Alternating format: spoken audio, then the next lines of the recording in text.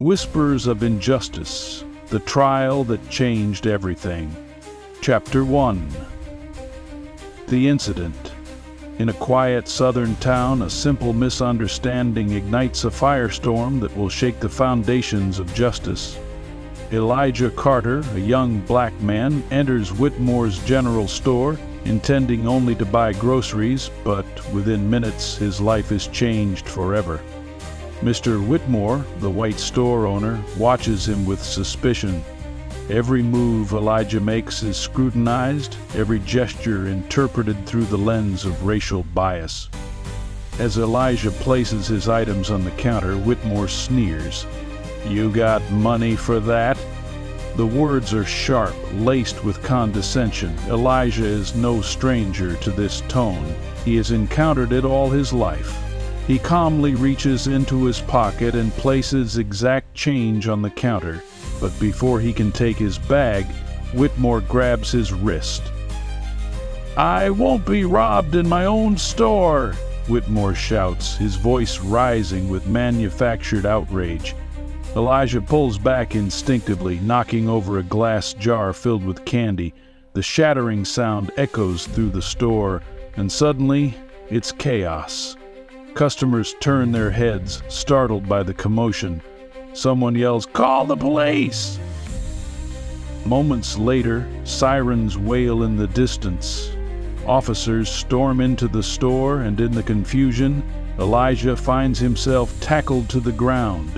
His arms are twisted behind his back, and cold steel cuffs bite into his wrists. "You're under arrest for assault," an officer barks. Elijah protests, but his words fall on deaf ears. As he's dragged outside, a crowd gathers. Some shake their heads, already convinced they know the story, another troublemaker causing problems. Others remain silent, aware of the injustice, but too afraid to intervene. And just like that, the stage is set for a trial that will divide a town and challenge a nation. Chapter 2. The Arrest. Elijah is thrown into a cold, dimly lit jail cell. The scent of damp concrete clings to the air, suffocating him. He presses his hands against the bars, his heart pounding in his chest. He knows the odds are against him. The local sheriff, a man notorious for his bias, refuses to hear Elijah's side of the story. To him, Elijah is already guilty. Outside, the streets are filled with tension. Protesters demand fairness, their voices echoing through the town. Some carry signs that read, "Justice for Elijah," while others shout in support of Mr. Whitmore, claiming Elijah was a criminal. The town has become a battleground. Meanwhile, Elijah's mother, Margaret Carter, pleads for her son's release.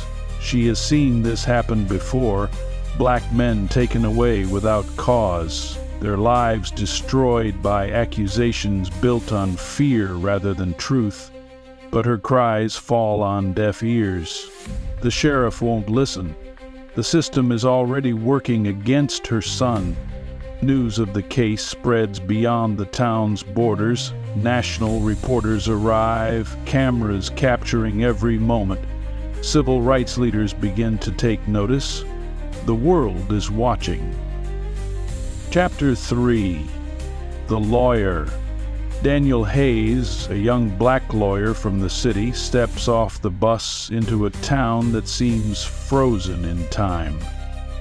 The streets are lined with old storefronts, and the courthouse looms in the distance, a symbol of a system designed to maintain the status quo.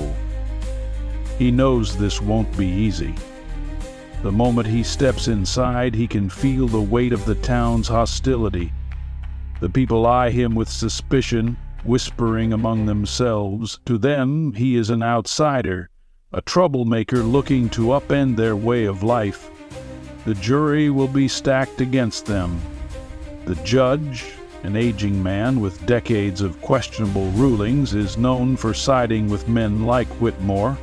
The prosecution, led by the ruthless District Attorney Robert Langley, is eager to secure a conviction. Langley has built his career on cases like this, using the deep-seated biases of the town to his advantage. He relies more on prejudice than evidence. Daniel wastes no time. He heads straight to the jail where Elijah has been locked away for days. The air inside the cell is thick with despair. Elijah sits on the metal bench, his hands clenched, his eyes filled with fear. His face still bears the bruises from the night of his arrest. When Daniel enters, Elijah looks up, uncertain of what to expect. "I won't let them destroy you," Daniel says, his voice steady, filled with conviction. He pulls up a chair and sits across from his client. "Tell me everything." For the first time since his arrest, Elijah feels a flicker of hope. He recounts the incident in detail, how Whitmore grabbed him first, how the police never let him explain. Daniel listens intently, taking notes, nodding. Every word fuels his resolve. This is more than just a case. It's a fight for justice, for fairness, for a chance to prove that the law should serve all people, not just a privileged few. As Daniel leaves the jail that night, he knows one thing for certain: the battle ahead will be fierce, but he is ready. The fight for justice has begun. Chapter 4. The Courtroom Divide. The morning sun casts long shadows over the courthouse steps as crowds gather, the tension in the air almost suffocating. On one side, Black community members stand in solidarity, their eyes filled with both determination and fear. Many have seen cases like this before, and they know all too well how the system works against them. Dressed in their Sunday best, they walk into the courtroom, their hands clutching one another, silent prayers whispered under their breath.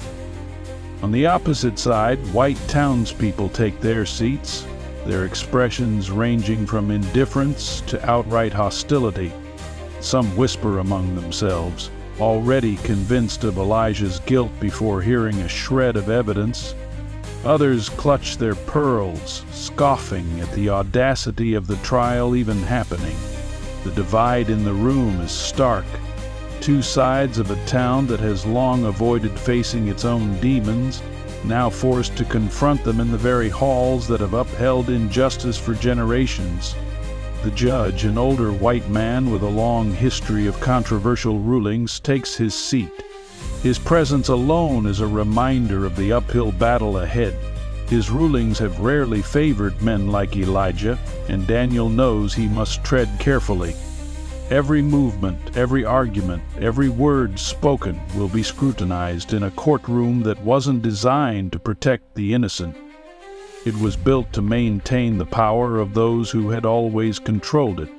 As opening arguments begin, Daniel stands, his gaze steady as he faces the jury. He knows the weight of his words must cut through years of bias, through deeply ingrained fears and prejudices. He speaks of truth, of justice, of fairness. He reminds the jury that they hold the power to break the cycle, to set a precedent that could change more than just one life. But across the courtroom, the prosecution stands with a different message. They paint Elijah as a threat, a danger, an outsider who didn't belong. They appeal to fear, to the town's reluctance to change, using coded language and veiled threats of what justice for Elijah could mean for people like them. The battle for Elijah's future has begun, and the fight is far from fair. Chapter 5. The Witnesses. As the prosecution begins presenting its case, a wave of tension fills the courtroom. One by one, witnesses take the stand, their testimonies carefully crafted to paint Elijah as a violent aggressor. The store clerk, a young man who has worked under Mr. Whitmore for years, hesitates slightly before speaking. His eyes flicker toward the store owner, who sits confidently at the prosecution's table. "I saw it happen," the clerk says, clearing his throat. Elijah came in looking agitated. He seemed aggressive, and when Mr. Whitmore confronted him, he got physical.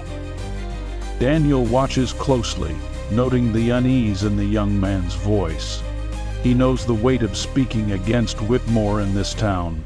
The prosecution presses on, calling other witnesses who echo similar statements, each one reinforcing the narrative that Elijah was the instigator. When Daniel finally has the chance to cross-examine, he rises slowly, adjusting his tie. "Tell me," he says, his voice calm yet commanding, "did you see Elijah strike Mr. Whitmore first, or did you assume he was a threat?" The witness hesitates. I just saw things escalate." "But did you see the first act of aggression?" Daniel presses. The clerk swallows hard, glancing at Whitmore. "No," he admits finally, "I just saw them arguing." A murmur ripples through the audience, but before the prosecution can recover, Daniel presents new evidence. Security footage from the store. The courtroom is silent as the grainy black and white video plays. On the screen, it is Whitmore who first grabs Elijah.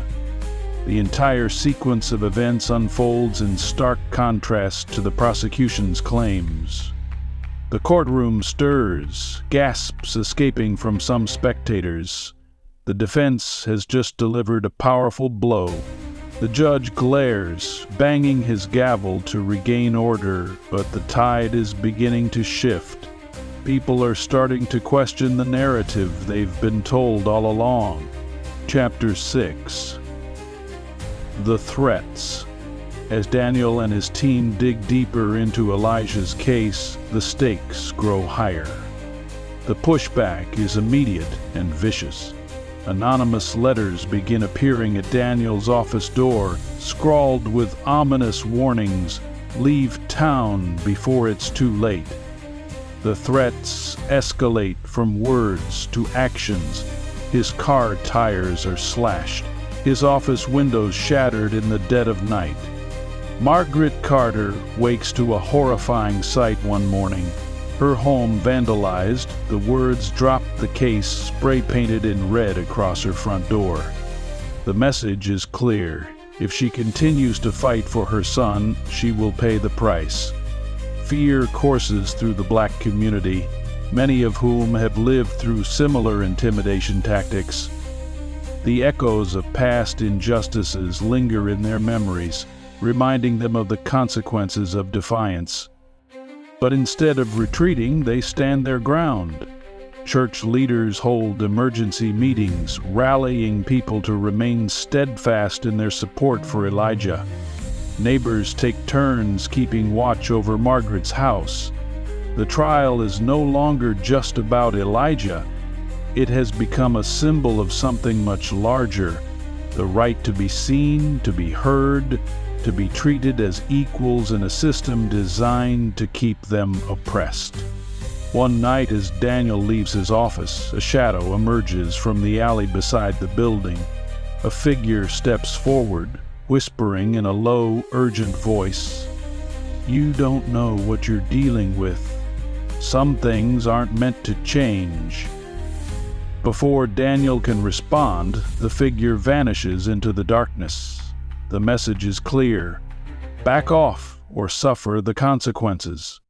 Despite the mounting dangers, Daniel refuses to abandon the case. His resolve hardens, fueled by the injustices Elijah has faced. The fear that grips the town does not silence them. It strengthens their fight. The trial has become a battle not just for Elijah's freedom, but for the soul of the community itself. Chapter 7. The Turning Point. The courtroom buzzes with anticipation as Daniel Hayes stands, adjusting his tie before calling an unexpected witness. The defense had been struggling against the prosecution's false narrative, but today something changes. A hush falls over the room as a white woman, Ann Wallace, cautiously steps forward. The air is thick with tension as she takes her seat in the witness stand. Ann had been in Whitmore's general store on the day of the incident, but fear had kept her silent until now. Her hands tremble slightly as she looks across the courtroom, knowing the weight of her testimony. She clears her throat, her voice shaking but resolute. "I was there that day," she begins. "I saw everything." The prosecution immediately objects, but the judge, under mounting public scrutiny, allows her to proceed. Ann's testimony is damning. She describes how Mr. Whitmore had been the aggressor, how Elijah had remained calm despite being provoked. Elijah never raised a hand, she states firmly. Whitmore grabbed him first. He wanted to make it look like something it wasn't. A ripple of shock spreads through the courtroom. The jury members exchange glances. The townspeople shift uncomfortably. For so long they had heard only one version of events. This new account challenges everything they thought they knew. Anne continues, her voice gaining strength.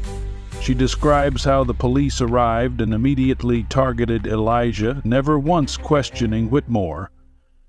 They didn't care about the truth, she says. They just saw what they wanted to see. Murmurs grow louder in the audience, and the judge bangs his gavel for silence. But the damage is done. The case that once seemed unwinnable now carries the weight of undeniable truth. The foundation of the prosecution's argument crumbles before their eyes, and for the first time, it seems like justice might be possible. Chapter 8. The Media Frenzy. The small town, once a quiet and overlooked place, is now the epicenter of a national debate. News vans line the streets, their satellite dishes pointed toward the sky, broadcasting every development in Elijah's trial to millions. Journalists swarm the courthouse steps, microphones in hand, eager to capture the voices of those most affected by the case. Some reporters frame it as a battle for justice, others as a divisive political struggle. The media frenzy has turned the trial into something larger than Elijah himself. It has become a symbol of the nation's deep-seated racial struggles. Civil rights leaders arrive, some standing in solidarity with the Carter family, others using the case to highlight the broader issues of racial injustice in the judicial system. Prominent figures like Reverend Charles Bennett hold press conferences demanding accountability and fairness. "We have seen this story play out too many times before," he declares. "This time we will not be silent." With the increased attention, pressure mounts on the judge and jury. They are no longer just deciding Elijah's fate. They are under the scrutiny of an entire country. Public opinion begins to shift as more Americans watch the trial unfold. Protesters arrive from neighboring states, some holding signs reading "Justice for Elijah," while counter-protesters wave banners in defense of the town's way of life. In town, the effects of the trial are visible everywhere. The case dominates every conversation at the local diner, in barbershops, and at church gatherings. Some white townspeople, once indifferent, begin to question their long-held beliefs, wondering if perhaps their system had never been as fair as they had assumed. Others dig in deeper, refusing to let go of their traditions, fearing what true justice for Elijah could mean for the town's power structure. Meanwhile, Daniel Hayes and his legal team navigate the pressure with growing caution. They are aware that every argument they make, every piece of evidence they present, is now being dissected by legal analysts and commentators across the country. The courtroom itself, has become a stage, with cameras waiting just outside, capturing every reaction, every emotion. Inside the courtroom, Elijah sits tense, knowing that his case is no longer just about proving his innocence. It is about proving that justice in America can prevail, even in the most hostile of environments. Chapter 9. The verdict looms. The tension inside the courtroom is suffocating.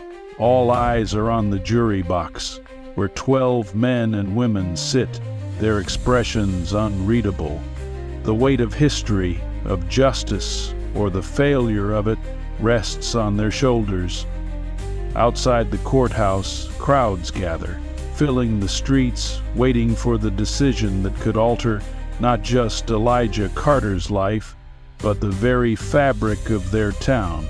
Daniel Hayes stands, takes a deep breath, and faces the jury for the last time. This is his final chance to convince them, to plead for fairness in a system that has long denied it to men like Elijah. This case is not just about one young man, he begins, his voice steady. It is about whether the law serves us all or only a privileged few. It is about truth versus fear. And it is about justice, not the kind written in old, outdated books, but the kind that lives in our hearts. As he speaks, he makes eye contact with each juror, searching for even a flicker of humanity, of doubt in the prosecution's case. He reminds them of the evidence, the security footage, the witness testimony, the undeniable facts that had been hidden beneath prejudice for so long. Elijah Carter did not start this fight, he states. He did not break the law. But if you convict him today, you will be telling this town, this nation, and yourselves that fairness does not matter, that truth does not matter, that fear and bias win. The prosecutor, Robert Langley, steps forward for his closing statement, his words laced with undertones of fear-mongering. He paints Elijah as a potential threat, subtly invoking the town's historical prejudices. We must protect our community, he argues, his voice smooth yet firm. We cannot let sentiment cloud what is right. The arguments end. The jury is excused. The town holds its breath. In the pews, Elijah's mother grips the edge of the wooden bench, her knuckles white, her lips whispering silent prayers. The deliberation begins, and every passing hour stretches endlessly. Outside, the community waits, some hopeful, others tense with anger, ready to erupt no matter the verdict.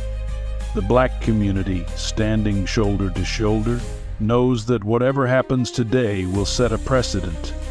Elijah's case has become more than just one man's fate. It has become a fight for dignity, for equal footing in a town that has long refused to acknowledge its own injustices. Hours pass. Then, finally, a court officer steps into the hallway. The jury has reached a verdict. Chapter 10. The verdict. The jury files back into the courtroom, their expressions carefully controlled, unreadable. The air is electric, thick with the collective anticipation of those who have waited hours, no, years, for justice to be served. Elijah Carter sits stiffly, his hands gripping the edges of his chair. Beside him, Daniel Hayes watches the jurors intently, searching for any sign of what is to come. The judge clears his throat, adjusting his robe as he turns to the foreman. Has the jury reached a verdict? His voice is even, but the weight of his words sends a ripple through the room. The foreman, an older man with graying hair, rises slowly. He unfolds a piece of paper, his fingers steady, his face betraying nothing. We have, Your Honor. A collective inhale sweeps across the courtroom. Margaret Carter clutches her chest, whispering a silent prayer. Mr. Whitmore watches from the prosecution's table, his face hard and expectant. The judge nods. "Please read the verdict." The foreman glances at the sheet once more before speaking, his voice carrying through the silent room. "In the case of the state versus Elijah Carter, we, the jury, find the defendant not guilty."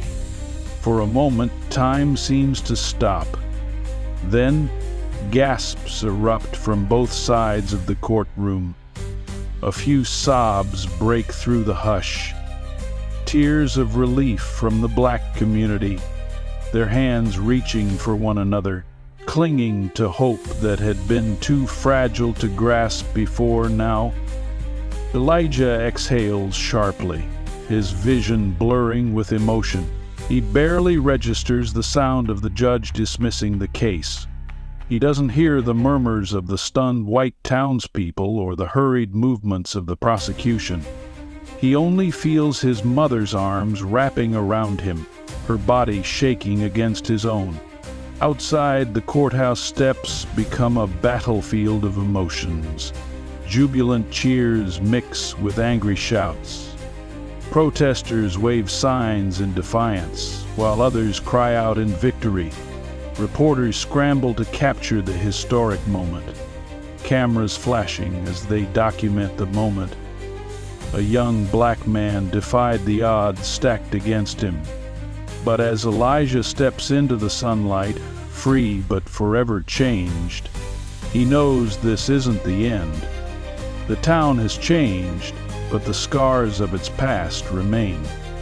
The fight for true justice is far from over, but today, for the first time, it feels possible. Lena Rodriguez had spent her entire life believing in the power of justice.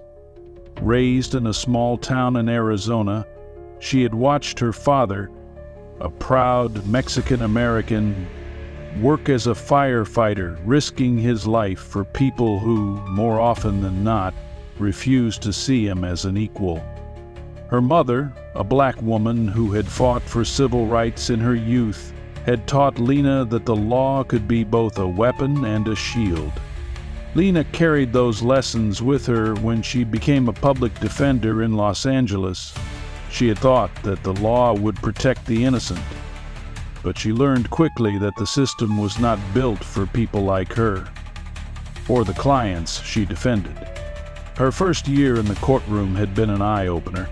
She had represented people who had been wrongfully accused, who had been victims of a system that saw brown and black faces as threats rather than individuals. But it wasn't until she took on the case of Jeremy Carter that she truly saw how deep the corruption ran. Jeremy was a 19-year-old black man from Compton, arrested for a crime he swore he didn't commit. The charge? Armed robbery. The evidence? A grainy surveillance video of a man in a hoodie. No clear face, no real proof, just a vague resemblance that the police had used as justification to throw him in jail. When Lena first met Jeremy, he had already been behind bars for 2 months. His bail had been set at an impossible amount, and his family couldn't afford to pay. He sat across from her, shoulders hunched, eyes tired but defiant. "I didn't do this," he said. "I was at work that night. I told them, but they didn't care." Lena believed him. She had seen this too many times before. She began digging into the case, starting with his alibi. Jeremy had been working at a fast food restaurant the night of the robbery, flipping burgers under bright fluorescent lights. There were cameras, time cards, witnesses, yet the police never bothered to check. She requested the footage from the restaurant. Mysteriously, it had gone missing. She called in witnesses. 2 of Jeremy's co-workers confirmed he had been there all night, Yet when she submitted their statements, the prosecution dismissed them as biased. And then came the worst part: the police report. Lena obtained a copy and found that the arresting officer had listed Jeremy's height as 6'2". Jeremy was 5'8". She filed a motion to dismiss the case based on this glaring inaccuracy. It was denied. That's when she knew this wasn't just a mistake. It was intentional. The case went to trial. The prosecution painted Jeremy as a gang-affiliated criminal, despite the fact that he had no record, was an honor student, and worked 2 jobs to help his family. They used words like aggressive and uncooperative, twisting his frustration into something sinister. Lena fought back. She exposed the missing video footage, the flawed police report, the unreliable witness testimony from a cop who had arrested dozens of black teens for minor offenses. But she knew how these cases usually ended. The system wasn't designed to admit when it was wrong. And then something happened that changed everything. A new video surfaced. An independent journalist covering wrongful convictions got a tip about a security camera from a shop near the robbery. It showed the real suspect, a man who looked nothing like Jeremy. The footage went viral before the court could suppress it. Suddenly, the prosecution wasn't so confident anymore. The judge, who had denied her previous motions, suddenly found reason to reconsider. And just like that, the charges were dropped. Jeremy walked out of jail a free man. But the victory was bitter, because Jeremy had spent 7 months behind bars for a crime he never committed.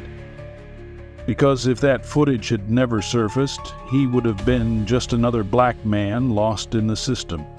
Because he was not the first, and he would not be the last. Lena could have moved on after that case, but she didn't. She knew she had just scratched the surface of something bigger. She began looking into past cases handled by the same officers. What she found was horrifying. Patterns, hundreds of wrongful arrests, mostly black and Latino men, fabricated evidence, lost alibi footage, and the same judge denying every motion for release. She took the files to the district attorney's office. They ignored her. She sent them to local news stations. No one wanted to run the story. And then the threats started. The first was an email, "Stop digging or you'll regret it." The second was a note slipped under her door, "Your career won't survive this." She wasn't afraid, but she was angry. She reached out to Malik, an investigative journalist who had exposed corruption in Chicago years ago. Together, they launched an independent investigation. They uncovered years of wrongful convictions, judges working with prosecutors to ensure guilty verdicts, a quota system, officers rewarded for arrests even if those arrests were baseless, and then the final piece, emails leaked from the police department proving that officers had intentionally framed innocent people to boost their conviction rates. Lena knew they had enough to take down the whole system. But before they could publish the story, Malik's house was broken into. His laptop, his files, his notes, gone. And then Lena got the phone call. A voice, low and steady. "Walk away, Ms. Rodriguez, before it's too late." She had 2 choices. Back down, let it all go, stay safe, or fight. She chose to fight. She went public with everything. She held a press conference, laid out the evidence, named names, The story exploded. Within days, the Justice Department launched an investigation. The judge forced to resign. The officers placed under review. The cases reopened. One by one, innocent men were released. And then, the final blow, the police chief stepped down. For the first time in her career, Lena felt like she had won. But she also knew the truth. This wasn't justice. Justice would mean this had never happened in the first place. This was damage control. But she wasn't done.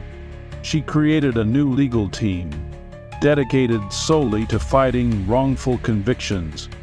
She trained young lawyers to recognize the patterns of racial bias in the system. She worked to change the laws that allowed this to happen. One evening, she got a letter. No threats this time. Just 4 simple words. Because of you, I'm free. No signature. No name. Just a reminder of why she fought. She folded the letter, placed it in her desk, and got back to work. Because the fight wasn't over. And she wasn't going anywhere. Lena Rodriguez had won a battle, but the war against injustice was never ending. The revelations from her last case had led to mass outrage, resignations, and even a few convictions of corrupt officers. But Lena knew better than to think the system had truly changed. It had merely shifted, adapting like a snake shedding its skin, ready to strike again when the world stopped watching. In the months that followed, she kept fighting, representing wrongfully convicted individuals, exposing corruption, and using the legal system as both a weapon and a shield. But with each case, the opposition against her grew stronger, more insidious. One morning, she walked into her office to find a thick envelope sitting on her desk. No return address. No postage. Inside, there were photos of her apartment, of her car, of her mother's house. A single note was tucked between them. Back off before it's too late. She felt the familiar chill of fear but refused to let it settle. She had expected this. They were scared, and scared people made mistakes. But the real test was still to come. The case of Terrence Wallace was the kind of nightmare Lena had come to expect. Terrence was a 27-year-old black man from South Central Los Angeles, arrested for the murder of a white real estate developer named Brad Whitmore. The evidence against him was flimsy at best, a manufactured lie at worst. The prosecution claimed Terrence had robbed and killed Whitmore in a parking lot late at night, citing a single eyewitness, a homeless man with a history of mental illness who had picked Terrence's photo out of a lineup after being coached by the police. No DNA evidence, no murder weapon, no surveillance footage placing Terrence at the scene. Yet he had been convicted in under 2 days, sentenced to life without parole, all because the system needed a convenient suspect. Lena met Terrence in prison, sitting across from him in a cold, windowless meeting room. "I didn't kill that man," he said. His voice was low but steady. "They needed someone to blame and I was there. That's all." She had heard this before. But this time, something about the case felt different. "You had an alibi," she said. Terrence nodded. "I was at my sister's house all night. 8 people saw me. They testified. Didn't matter." She already knew. The jury had ignored them. The prosecution had dismissed them as family members trying to protect a criminal. She leaned forward. "I'm going to get you out of here." He exhaled, but there was no relief in his face. That's what my last lawyer said. Lena tightened her jaw. Then they weren't me. She started digging, and almost immediately the case began to fall apart. First, the so-called eyewitness. He had been paid off. Lena found records showing that the prosecution had placed him in a hotel and given him a stipend right before trial, a blatant bribe. Second, the lead detective on the case, Detective Russell Blake. She recognized the name. He had been involved in multiple wrongful convictions before. Every time, the same pattern. Black suspects, shaky evidence, forced confessions. Lena dug deeper, and then she found the bombshell. The real estate developer who had been murdered. He had been under FBI investigation for corruption. The police weren't looking for justice. They were covering something up. She filed a motion for a new trial citing prosecutorial misconduct. The judge, one she had tangled with before, denied it without hesitation. Of course he did. So she took it to the media. She called Malik. Within days, articles were running, questioning the conviction, exposing Detective Blake's history of corruption. Then the threats started again. Phone calls in the middle of the night. Walk away, Lena. Her apartment ransacked while she was at work. The message was clear. They were watching her. But the real warning came when her mother called her in tears. Lena, she whispered, her voice shaking. There was a man outside my house today, just standing there, watching. That's when Lena knew. They weren't just trying to scare her, they were trying to break her. She moved her mother out of state the next day, and then she went on the offensive. The real break in the case came from an unexpected source. A former cop, someone who had worked under Detective Blake, came forward anonymously. He told Lena everything. How evidence had been planted, how exculpatory reports had been buried, how the department had closed the case too quickly, because the real killer was connected to powerful people. The whistleblower provided a copy of a missing police report, one that placed a completely different suspect at the crime scene, a suspect who had never been investigated. A white man named Eric Calloway. Armed with this, Lena filed an emergency appeal. The court had no choice but to hear it. The prosecution fought back hard, claiming clerical errors and miscommunication, but the evidence was too strong. And then, the final twist, Eric Calloway was arrested, trying to flee the country.